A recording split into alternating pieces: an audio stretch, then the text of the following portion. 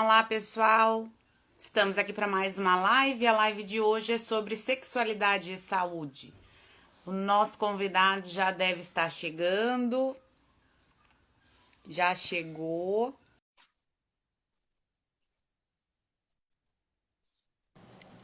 Olá, professora Graziela, tudo bem? Tudo bem, professor Jackson? Como está? Tudo bem?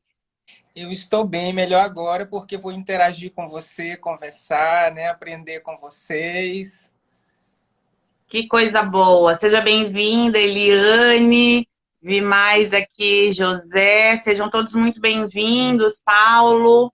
É uma alegria, né? Eu fico pensando, sexta-feira à noite, começando agora, né, o entardecer, com um frio muito intenso aqui no sul, e nós estamos aqui para falar um pouco sobre sexualidade e saúde, que é o tema dessa live, e é o quanto isso vem mostrar, né, o quanto que a gente gosta do que faz, não é mesmo? Exatamente. Importante as discussões aqui que faremos. Ai, seja muito bem-vindo, eu agradeço imenso ter aceito esse convite. Já estava com saudade, né? A gente já se encontrou em alguns lugares aqui, alguns trabalhos em conjunto, e é sempre muito bom estar dialogando contigo. Eu quero, então, começar fazendo as apresentações. Eu sou Graziela Halpe, há mais de 20 anos trabalho na área da sexualidade, da educação sexual, sou doutora e com pós-doutoramento também na área da educação, formação docente, e nessa área tão instigante, né, que eu acabei de falar da sexualidade. O nosso convidado de hoje é Jackson Rony, professor do Departamento de Biologia da UEMA, Universidade Estadual do Maranhão, pós-doutor em educação, doutor em educação pela Unicinos, mestre em saúde e ambiente pela Federal do Maranhão, licenciado em biologia também pela UEMA, licenciado em química, olha esse currículo. Bacharel em farmácia e bioquímica pela UFMA, líder do grupo de pesquisa Ensino de Ciência, Saúde e Sexualidade pela UEMA, professor do mestrado em Educação Inclusiva, professor do mestrado também em Educação da Universidade Estadual do Maranhão. Seja muito bem-vindo, é um prazer enorme estar aqui contigo para falar de uma discussão tão importante, né, nos dias de hoje, mas desde sempre, porque a sexualidade, como a gente sempre viu, né, Jackson, durante a vida inteira, né, enquanto existência desse mundo, a sexualidade sempre veio carregada de muitos mitos, de muitos tabus, de muitos preconceitos. E eu queria te ouvir. Fica à vontade para falar e a gente vai interagindo. Conta um pouquinho da tua história aí, o que que tu tens para nos contar, que estou ansiosa. Tá certo. Então, mais uma vez, muito obrigado. Quero te dizer que aquele encontro daquele Congresso de Educação Sexual de Santa Catarina foi excelente estar com você, com a professora Vera, com a Unicinos, porque nós dialogamos lá com o grupo da Unicinos, da Maura Corsini, lá na Federal do Rio Grande do Sul, com a professora Jane Felipe, a professora Guacira Lopes Louro, tem a Jimena Furlani, que é daí, né, de Santa Catarina. Então, esse diálogo é importante e, assim, começar a falar um pouquinho, te dizer, assim, como um marcador principal da minha formação é que eu venho do campo médico, eu sou da biomedicina, eu sou do campo da saúde, não é? Minha primeira formação foi farmácia e bioquímica, e te digo que eu sou atravessado, estou atravessado pelo discurso médico, mas hoje eu faço um estranhamento do discurso médico, porque o discurso médico ele precisa ampliar o olhar para as questões do corpo, para as questões de sexualidade, para as questões de gênero. E foi muito importante, Graziela, eu ter feito o doutorado em educação, porque o doutorado em educação me fez compreender algumas questões no caso específico aqui do nosso tema, não é saúde e sexualidade, me fez entender que um corpo rígido, não é um corpo que as pessoas buscam para sua qualidade de vida, não é só ter aquela insígnia do Ministério da Saúde nem da Organização Mundial de Saúde, não é? Que é aquela díade, né? Saúde e ausência de doença. Eu fui entender que não, que existem outras questões, outros marcadores, que existem construções culturais, éticas, políticas que envolvem esse nosso bem-estar. No caso da sexualidade, esse bem-estar e saúde envolve muitas questões que eu fui perceber que, principalmente, a cultura e o discurso está envolvido. Então, assim, foi muito bom compreender que a sexualidade é para além do discurso do sexo biológico e os seus atravessamentos psicológicos. É muito mais. Tu sabes, excelente, Jackson. Sabes que no decorrer da minha caminhada, alguns projetos, e 3 deles foram 3 pós-doutoramentos, né? E sempre na área da formação docente, sempre com a questão da sexualidade, da educação sexual nas instituições de ensino. E a partir do momento, desde o doutorado, que eu fui ampliando, né, os projetos, aí o primeiro pós-doc foram com 2 países, depois com 3, depois com 5. Fui ampliando essa pesquisa, dando formação docente, né, nesses países.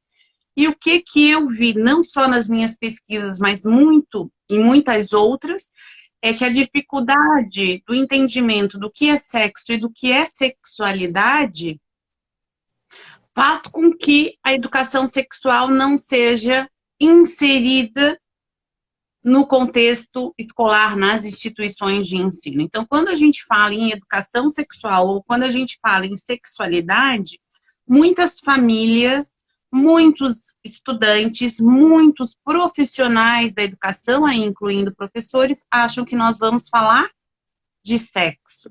E aí, quando tu falas assim que a sexualidade é algo muito mais amplo, ela é muito mais ampla. É tudo que envolve, né, nós enquanto seres humanos.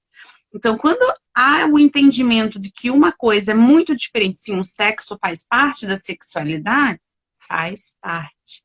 Mas sexualidade é algo muito maior. É como se fosse o macro e o micro, né? O sexo é muito importante? É extremamente muito importante. Mas há uma dimensão aí entre esses dois conceitos, esses dois entendimentos que faz com que a gente tenha uma grande dificuldade da inserção da educação sexual, e eu sou uma defensora, né, da educação sexual nas instituições de ensino, nas universidades, porque eu acho que a gente começa a formar profissionais a partir do momento que nas licenciaturas, nas graduações de uma forma geral, exista uma cadeira ou, né, optativa, que seja um projeto político-pedagógico, alguma coisa dentro dos cursos para a formação das novas gerações, porque esses alunos da academia serão o quê? As futuras famílias, né? Então, para a gente mudar isso, há mais de 20 anos eu trabalho nessa área. E quando eu me vejo, eu digo, gente, há 20 anos eu estou falando a mesma coisa, que loucura. Sim. É interessante, por exemplo, quando você coloca da importância institucional do campo da educação sexual. E aí nós precisamos, além de reforçar o que você está dizendo, reforçar qual tipo de educação sexual nós queremos.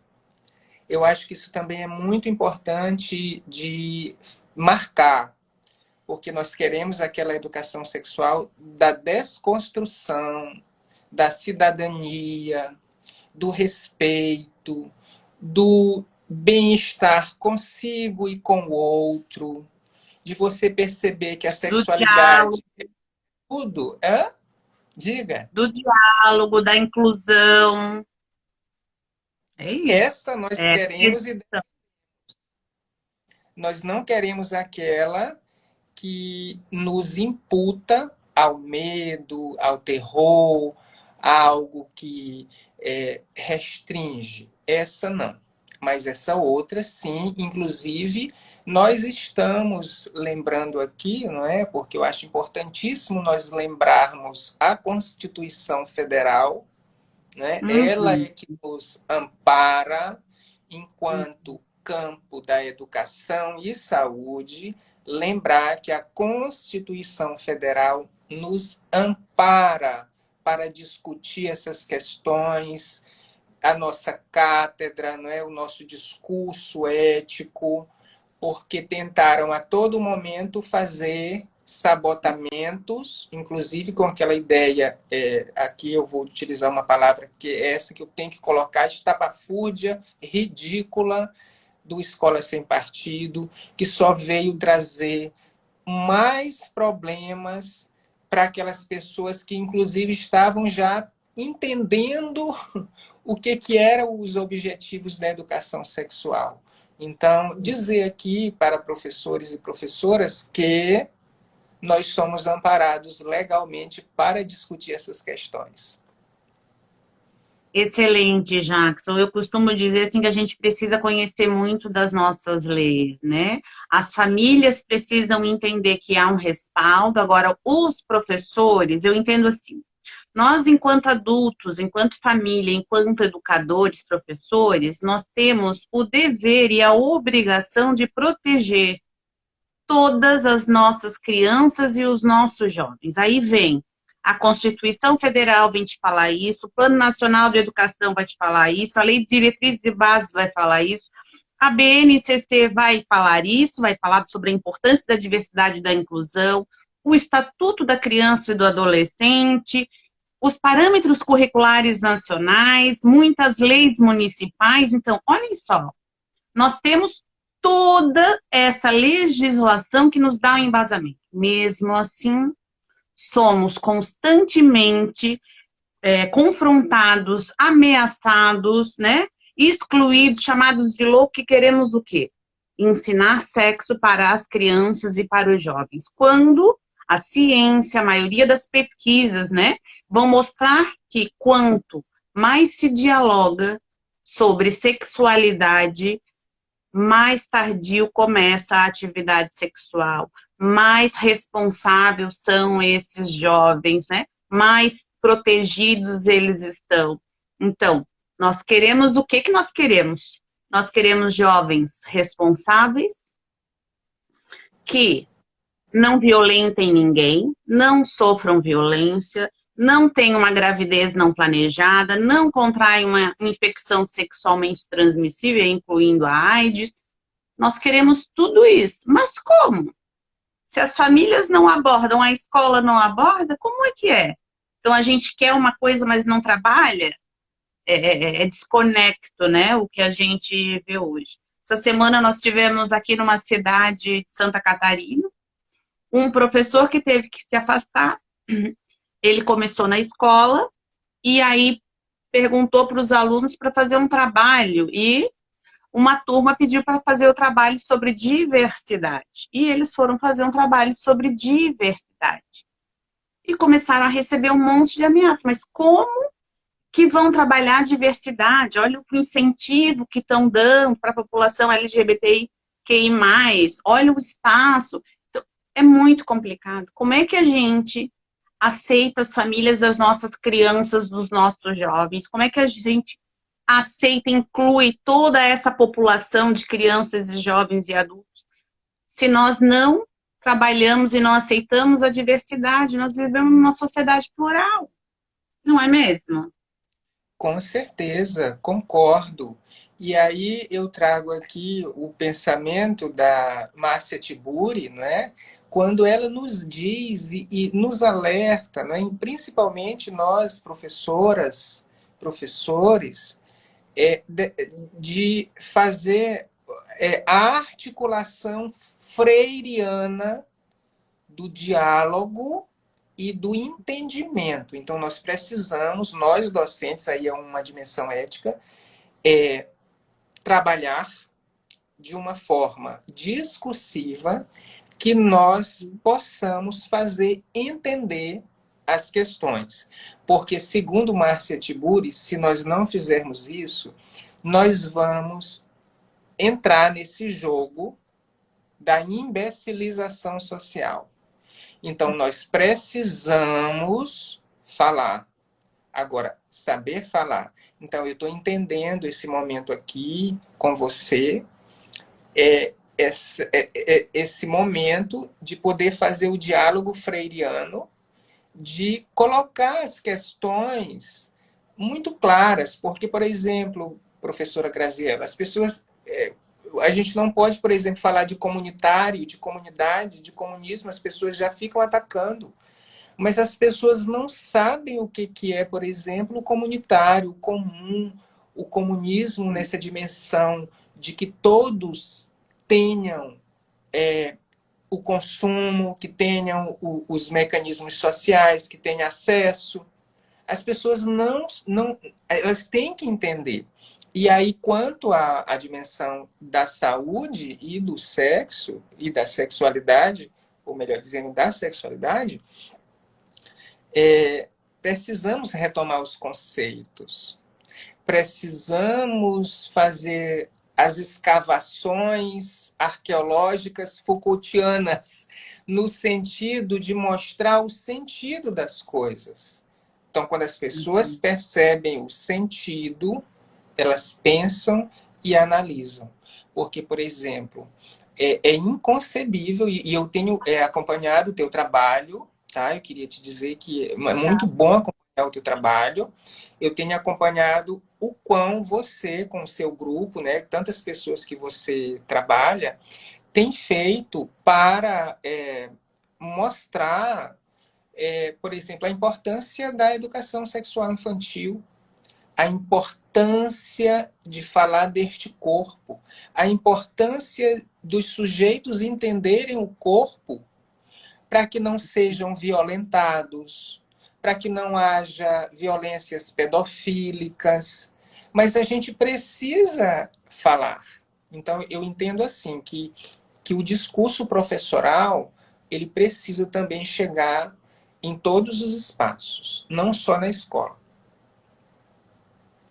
Exatamente. Eu parto do princípio, as instituições têm um projeto político-pedagógico, né? Nesse projeto político-pedagógico, que é uma construção para ser com a comunidade educativa, ela precisa envolver quem? Envolver as famílias. A partir do momento que as famílias participam e entendam o que é a educação sexual, que é essa abordagem em sexualidade, elas vão passar a compreender melhor o que vai ser trabalhado no decorrer daquele ano. Como a gente vem dessa sexualidade aí carregadíssima, né, de preconceitos, de coisas feias, de mitos e tabus, algo pecaminoso, algo dessa forma, nós precisamos desmistificar essas situações. Então, nós precisamos começar a trabalhar com as famílias, envolver essas famílias. Então, a escola precisa de formação, sejam os professores, sejam os gestores, né, as pessoas que compõem a escola. Depois são as famílias e, por fim, os alunos. Então, nós precisamos que famílias e escolas se juntem nessa campanha, nesse movimento de contribuir e fazer valer a nossa legislação, que é proteger nossas crianças e os nossos jovens. E isso não tem sido feito, infelizmente. São poucos os exemplos, são exceções, infelizmente, ainda, que acontece isso. Eu costumo sempre dizer, sou egressa da UDESC, Universidade do Estado de Santa Catarina, aqui de né, no meu caso de Florianópolis, e há 30 anos tem a disciplina de educação sexual. Então, eu já tive na minha formação e por aí vai. Nós já temos universidades, como a da Paula Ribeiro, da FURB, né? Da FURG, Fundação, como é que é? Faculdade do Rio Grande. Esqueci agora. Mas é a Universidade do Rio Grande, onde ela já tem uma disciplina optativa para todos os cursos da universidade de educação sexual. Então, todas as licenciaturas, todas já tem essa disciplina. E é por aí, nós precisamos avançar nesse sentido de dar a oportunidade desses conhecimentos.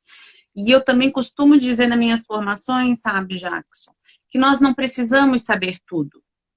Sim. Então, quando o professor é abordado, quando o pai, a mãe, a família é abordado, né, por a criança ou pelo jovem, que você não sabe responder, tá tudo certo. Só que eu preciso buscar essa informação, esse conhecimento, para dar um retorno. Porque nós, enquanto adultos, família e escola ali, né, esses núcleos, somos o centro credível de informação, de conhecimento, e as crianças e os jovens contam conosco. Se não for conosco, vai ser por outras vias. E nem sempre a mais segura, ou melhor dizendo, nunca é a mais tranquila, né? A mais confiável. Então é muito Exatamente. difícil.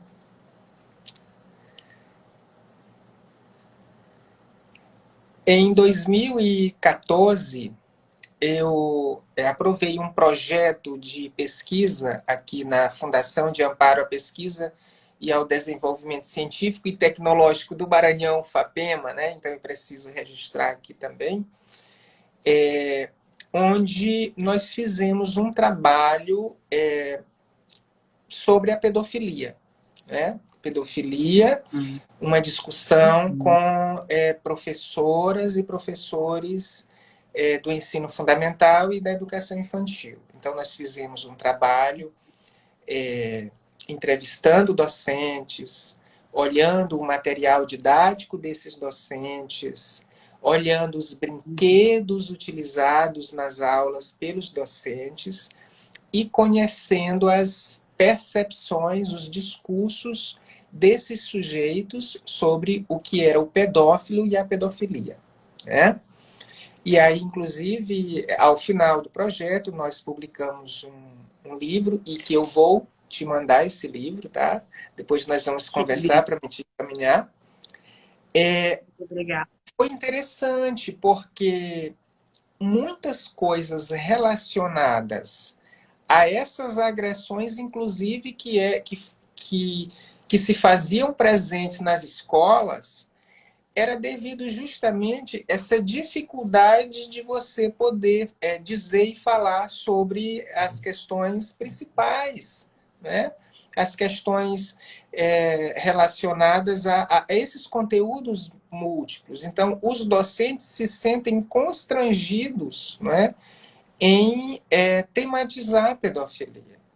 E a pedofilia, nós sabemos que ela é para além do sujeito agressor, né, do pedófilo. Porque as pessoas geralmente concentram a pedofilia no pedófilo. Então, o pedófilo, sujeito patológico, ele é um grande problema. Mas ele não é só ele o problema. O problema também são nossas práticas culturais. Quando nós sexualizamos as crianças, adultizamos as crianças, pontuamos tipos de brinquedos para as crianças. Então, o projeto fez mostrar para esse grupo, para essas professoras e professores que estavam envolvidos, que pedofilia é para além do sujeito pedófilo. As nossas próprias práticas culturais incitam, inclusive, o sujeito pedófilo.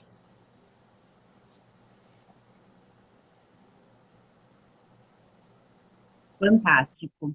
E quantas vezes nós não nos damos conta dessas práticas, porque acabam sendo práticas repetitivas, né, que vão acontecendo de geração em geração. Então, quanto que a gente precisa repensar e ressignificar práticas, conhecimentos, atitudes, valores. Nós precisamos, nós vivemos hoje numa sociedade completamente interligada pela internet. Você já parou para pensar o que tem nessa internet? O que as crianças e os jovens têm de acesso? Né? Quanto aprendizado, quantos prejuízos, quanta pedofilia, quantos pedófilos tem, né? E as nossas crianças, jovens estão sujeitos a isso. É muito triste. é avassalador, é algo muito grave, muito grave. Adorei esse teu projeto. Teríamos que fazer um projeto assim para trazer mais essa discussão que realmente é bastante problemática, muito mesmo. Ainda essa semana nós tivemos, né, aquele vídeo que passou do cantor, que tem um pastor que abraça a criança, não sei se você viu, né? Pode não ter sido na maior da ingenuidade, mas traz, porque quem vai, né, quem vai criminalizar essa situação é a polícia, é a investigação. Não quero nem entrar nesse campo, mas o Sim, quanto é importante a gente perceber e orientar as nossas crianças e jovens de que o corpo delas, assim como o meu, o seu, né, e de todos e todas, não é público. Então você não pode, né, fazer, acariciar de qualquer forma, a qualquer momento. Não é. E muitas vezes a gente fica, a criança não quer beijar o fulano, beija. Vai lá, filhinha, beija, não sei o quê. Vai lá, filhinha, abraça, não sei. Às vezes não quer por algum motivo.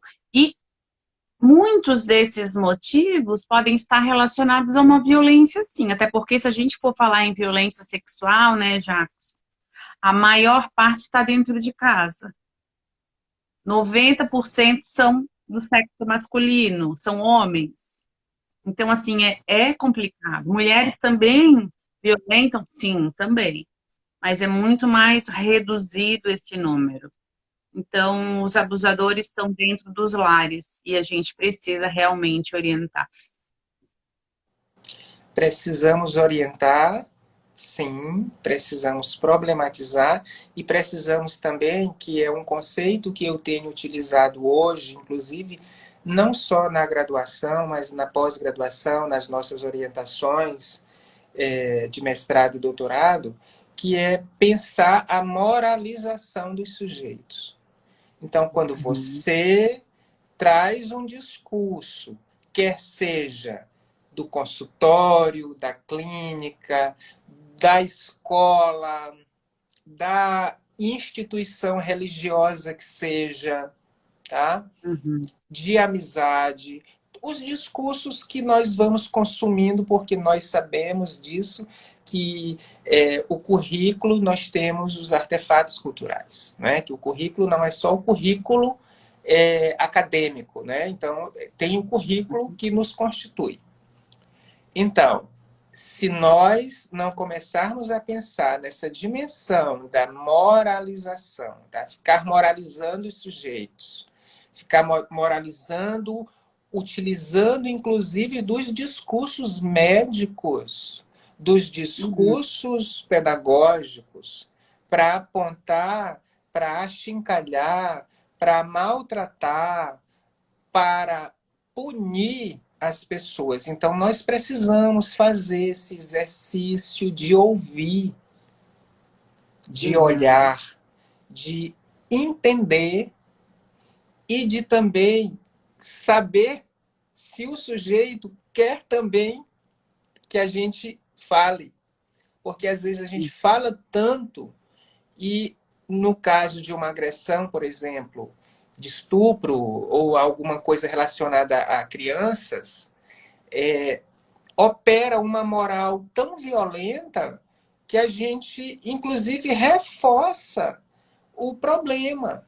Então, eu tenho feito essa discussão desse ouvir, da gente não moralizar, porque a moralização acaba entrando nesse discurso que está operando mundialmente, porque não é só no Brasil, tá? uhum, Esse conservadorismo, essa dimensão é, neoliberal, conservadora, usa, Graziella, e nós sabemos disso, usa o discurso da sexualidade e da saúde para maltratar os sujeitos. Daí a importância de termos orientadoras educacionais plurais, como você, pedagogos e pedagogas que têm uma dimensão cultural ampliada, docentes, E sujeitos da religião também, que eu conheço muitas pessoas, por exemplo, o professor André Muskov, da Universidade Federal de Juiz de Fora, né? Teólogo, que trabalha com as questões da sexualidade e de dimensões amplas. Então, a gente aponta algumas instituições, sim, mas também nós precisamos dizer que nessas instituições, inclusive religiosas, também tem sujeitos que pensam numa sexualidade plural. É muito interessante porque quando a gente fala, né, nessa educação sexual, nessa sexualidade plural, é justamente o que a gente busca. Já falamos há pouco, mas eu vou reforçar. A questão do diálogo, a questão do respeito, a questão da proteção e a questão da inclusão de todas as pessoas. Não tem como fazer diferente. E aí, quando tu falas, né, desse conservadorismo, dessa moralidade, e aí a gente vai, cabe lembrar, né, que as instituições de ensino público, elas são o quê? As escolas são Laico, laicas. São isso. laicas. Então, o que prevalece nas instituições de ensino, nas escolas, é o saber, é a ciência, é o conhecimento. Nós não podemos simplesmente tampar os olhos, fechar a boca e fazer de conta que nós não estamos vendo o que está na nossa frente. Como não falar, vou dar o exemplo novamente, de diversidade com os jovens, se na minha sala de aula existe a diversidade? Como não falar de uma gravidez não planejada, se na nossa sala de aula, ano retrasado, eu fui dar uma formação numa escola, tinham 5 grávidas, 4 adolescentes e uma criança de 10 anos. Eu olhei para aqueles professores, gente, em um ano, 5 grávidas, algo não está bom, algo não está bem.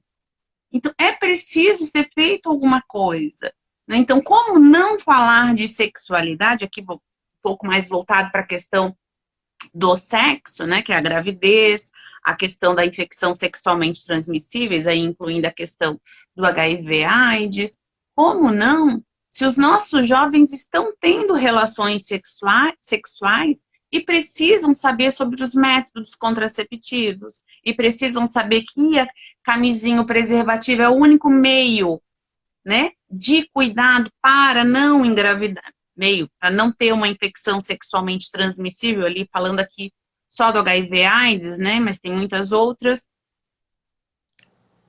Alguém precisa falar. E não estão falando. Agora, é diferente, né, Jacques, quando a gente vai falar de uma educação sexual, uma sexualidade na infância, nós não estamos falando do sexo, nós estamos falando do corpo humano, da proteção, quem pode me tocar, né? Nós estamos falando do respeito às diferenças, nós estamos falando na inclusão, nós estamos falando da questão do afeto, da amorosidade com um amiguinho, né? Com aceitação e amorosidade com as famílias. Então, é muito amplo, é um tema extremamente amplo.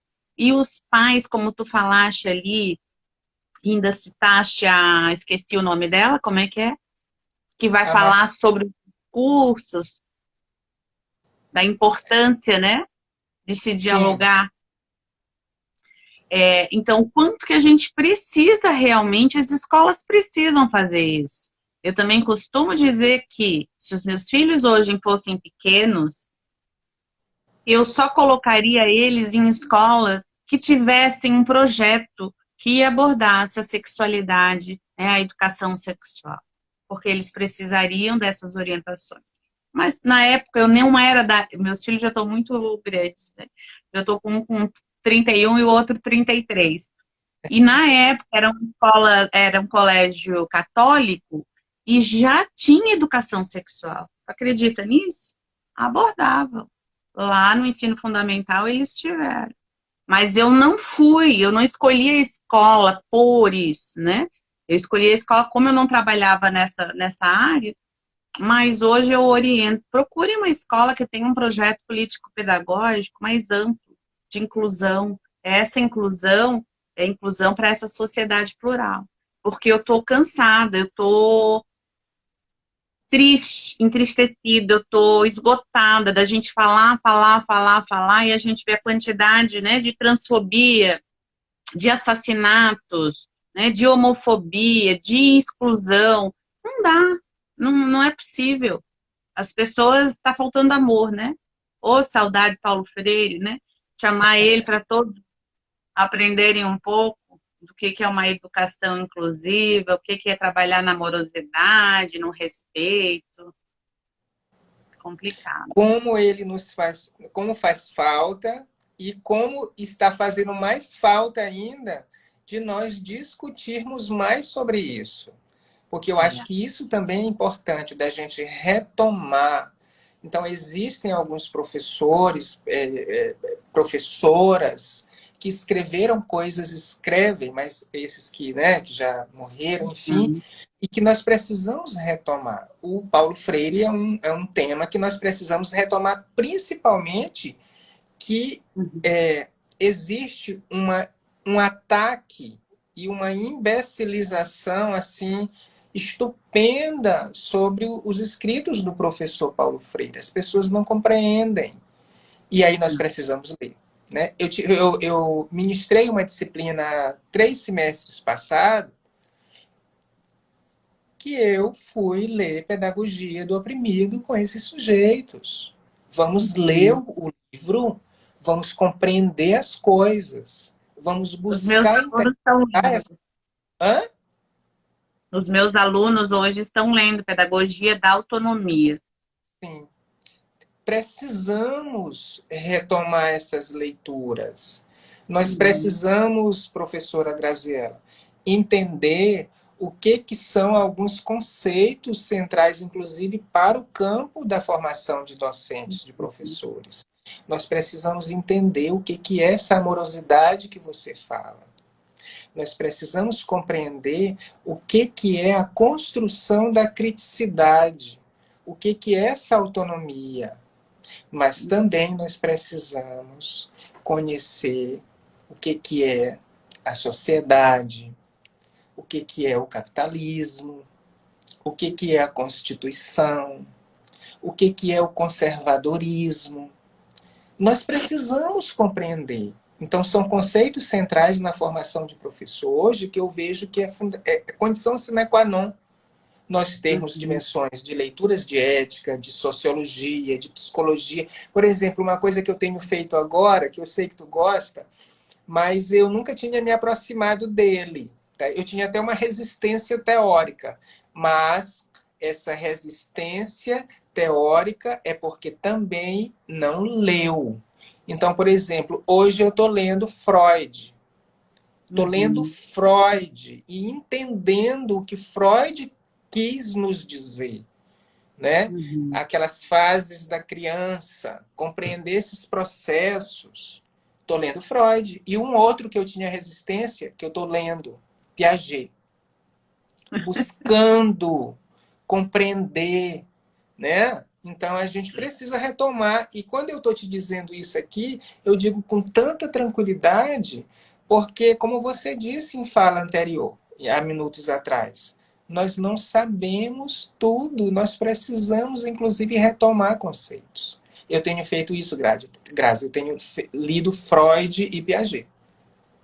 Eu acho importantíssimo, né, as leituras, eu acho importantíssimo a gente se perceber, puxa, isso eu não sei, mas tenho vontade, isso eu não sei, não tenho vontade, mas é importante. Então, tá buscando esse conhecimento de alguma forma. Nós precisamos mudar a forma como as pessoas veem, como a escola está, como está instruída, a forma como a escola está se relacionando. Estava vendo um vídeo agora do José Pacheco, um grande estudioso, né, pedagogo da área da educação, sociólogo, português. E ele estava, como é que era o vídeo? Ele foi substituir uma professora. Vou contar bem rapidinho. Foi substituir uma professora. Chegando na sala de aula, ele perguntou sobre o que vocês querem aprender. Ele foi um dos fundadores da Escola da Ponte, né? Em Portugal. E aí, sobre o que vocês querem aprender? E os alunos disseram assim, mas como? É você que tem que dizer, professor. Não, mas sobre o que vocês querem aprender? Pelas tantas, um disse, vamos fazer uma redação. Ah, então tá, muito bem, vamos fazer uma redação. Sobre o quê? Primavera.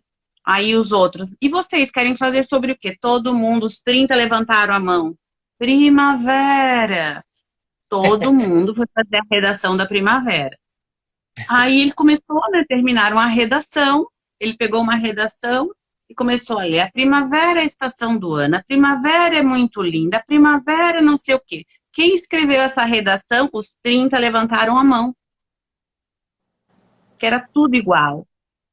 Aí ele disse, então tá, agora nós vamos fazer uma outra atividade. Qual atividade, professor? Nós vamos fazer uma redação. De novo, professor? É, de novo. Sobre o quê? Sobre a primavera. De novo, professor? É, só que agora ele foi no quadro e botou, não pode ter essas frases. A primavera é a estação do ano, a primavera é muito linda, a primavera... Pegou as principais frases, proibiu os alunos de escrever, cada um foi escrever de uma forma completamente diferente. Então, quanto que nós repetimos padrões, atitudes, né? E de geração em geração, o que a gente precisa entender é que nós estamos em outro contexto. E nós precisamos, né, Jackson, fazer alguma coisa pelas crianças, pelos jovens. Às vezes eu me questiono assim, por que os adultos não são penalizados por não protegerem as suas crianças? A legislação não está aí para nós protegermos? Porque se a gente for ver o índice, né, grande, de 15 aos 29 anos são as principais vítimas do HIV/AIDS, então há uma crescente, há um índice altíssimo de gravidez não planejada, e aí por trás de tudo isso tem o quê? Tem uma evasão escolar, né? Tem um abandono mesmo da escola. Então a gente precisa levar isso a cabo e dizer assim, tá, a família não quer que aborde, a escola, gestores ou professores, sei lá, enfim, não querem abordar. A quem cabe a responsabilidade por essas crianças e jovens que estão sendo violentadas, que estão engravidando, que estão contraindo, né, uma infecção sexualmente transmissível, que estão violentando sexualmente? A quem? Alguém deveria ser penalizado, porque a lei está aí. E mesmo assim a gente vive tudo nesse momento, né, nessa onda de conservadorismo, onde a gente nada pode falar, ou muito pouco, porque tem sempre aqueles. E aí, quando eu vou atender os professores, vão dizer assim, puxa, mas os pais não querem. Como é que eu É. vou falar sobre isso? Mas eu queria os pais aqui para estarem, para ouvirem a fala dos professores, onde a criança apareceu no jardim de infância já faz tempo, na educação infantil com um vibrador. A criança levou o vibrador para a sala de aula como um brinquedo.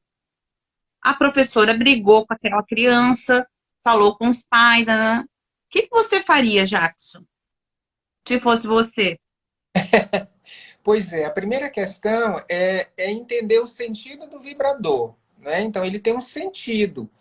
O que acontece, Grazi, e aí a minha análise aqui ela é um pouco pós-estruturalista, é a linguagem mesmo. O que acontece é o sentido que a gente dá e a ausência do sentido também, porque o vibrador ele é um produto, ele é um consumo, mas ele tem um sentido. Então, quando as pessoas não entendem o sentido, porque o calar também dá uma resposta, né? É o que acontece muito em todos os temas da vida da gente. Quando a gente cala, né, tem essas questões. O problema não é o vibrador, a materialidade vibrador. O problema é o sentido que a gente dá ao vibrador. Agora, entendendo que na nossa cultura, e aí qual cultura? Judaico-cristã, dessa cultura religiosa, nós, eu, você, Graziela e tantas outras pessoas que estão nos assistindo, fomos produzidos para não olhar essas coisas.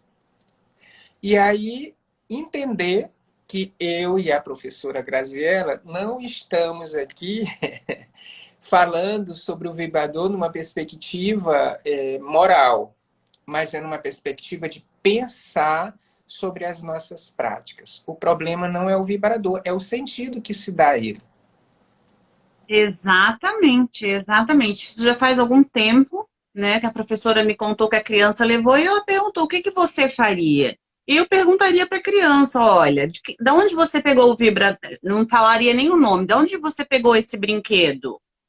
Né? Porque eram Porque crianças, eram pequenos. Onde é que brinquedo você não pegou é esse brinquedo? brinquedo. Ela vai contar. Isso aqui é um brinquedo de adulto. Vamos guardar? Guardava na mochila da criança. Quando o papai, a mamãe, a família fosse buscar, eu disse: olha, pai, mãe, ela pegou um brinquedo da sua casa. E eu ia dizer para eles: cuidem, né? Tomem mais cuidado, para guardar num lugar mais escondidinho, digamos assim, em função do que é o vibrador. Mas eu trataria de forma natural. Guardem um brinquedo, esse é brinquedo de adulto, esse é brinquedo de criança e pronto. Se a gente lembrar que a erotização é algo do adulto, a criança é completamente diferente. Muitas das vezes, os adultos não entendem isso. Então, quando a gente fala, né, da manipulação dos órgãos genitais, que alguns grupos de pesquisa vão utilizar assim pelas crianças, outros vão dizer masturbação infantil. Tá tudo certo, porque é bom. Não há erotização. Assim, aquele momento, né, o contato que você faz e que você começa a se descobrir, né, enquanto sujeito nesse mundo e que sente prazer, mas não é um prazer erotizado. Nós estamos quase no final da nossa live, então quero te deixar aí para falar mais um pouquinho, porque é muito bom te ouvir. Ah, eu tô vendo só aqui, a Vilma tá colocando, não tô conseguindo ler tudo. A Vilma tá colocando que falas são essas falas precisam chegar às salas de aula, as escolas são reprodutivas, né? O problema é que as escolas são reprodutivas, isso mesmo. Infelizmente, né, Vilma? Deixa eu ver se passei alguma coisa aqui que não tô conseguindo ver. A gente não consegue ver tudo aqui, mas é isso. Então, a ideia de fazer essas lives mesmo, eu comecei com esse projeto porque fazer essas falas a gente já faz há muito tempo, né? Aí veio a pandemia, ficamos isolados, eu disse, vou começar.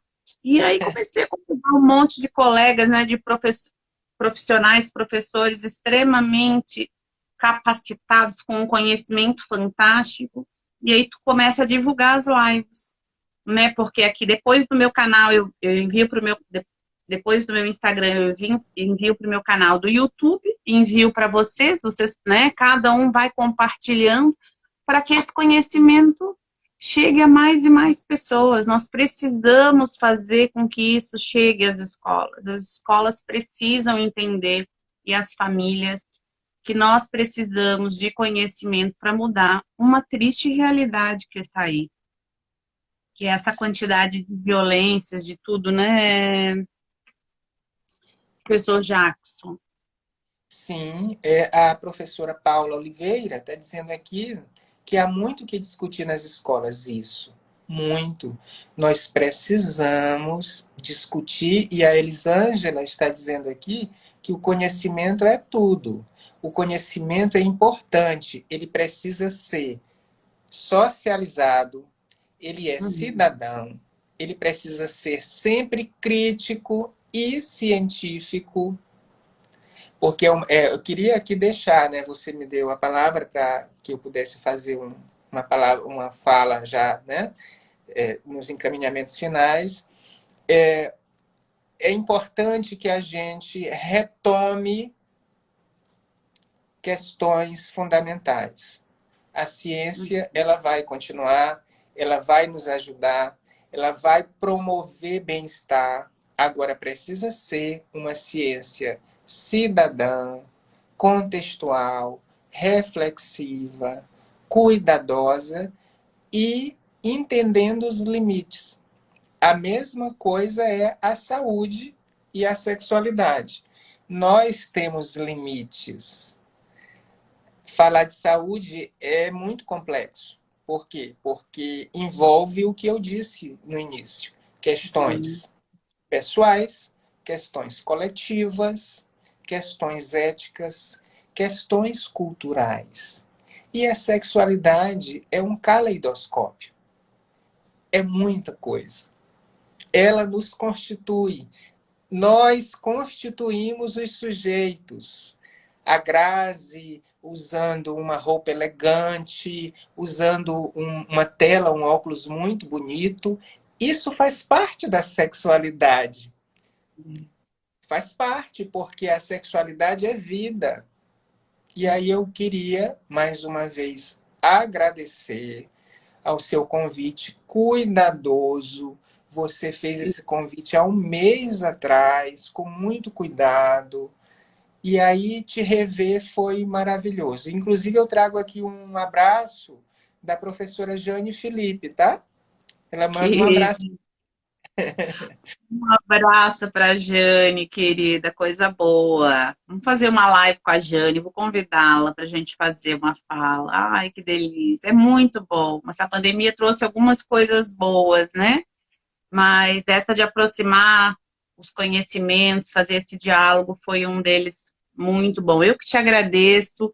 Vou só lembrar aqui, já que a gente está falando de saúde, lembrar que a Lei Maria da Penha, agora na quarta-feira, ela entrou, né, a violência psicológica contra a mulher. Então agora é crime e eu fico imensamente feliz porque são inúmeros os casos da violência contra a mulher e a violência psicológica muitas vezes ainda é mais grave do que a violência física. Então é mais um ganho aí que a gente tem. A Vilma está colocando o que falta na maioria dos mediadores do conhecimento, a leitura e referencial teórico. É isso mesmo, Vilma, falta muito. Mas a gente está aqui para fazer uma ponte, e eu costumo dizer, gente, tudo bem a gente não saber, mas vamos abrir, vamos buscar pessoas que possam, né, tá dialogando, tá conversando, vamos interagir mais, sempre em busca de uma sociedade inclusiva. E para que ela seja inclusiva, ela precisa aceitar a sociedade plural que nós somos, né? Então, é dessa forma. Jackson, querido, quero te agradecer imenso, quero agradecer todas as pessoas que estiveram aqui conosco. Se puderem, depois compartilhem. Sigam lá no meu canal, Graziela Halp, no Instagram, Graziela Halp também no YouTube, porque é uma oportunidade a gente levar mais conhecimento para as pessoas. Te agradeço imenso que nós possamos fazer mais e mais parcerias. Você é um querido, é muito bom dialogar com você. Muito obrigada. Muito obrigado. Deixo um beijo para você e para todas as pessoas que estiveram nos ouvindo. Boa noite. Boa noite, gente. Boa noite. Obrigada. Beijo. Beijo.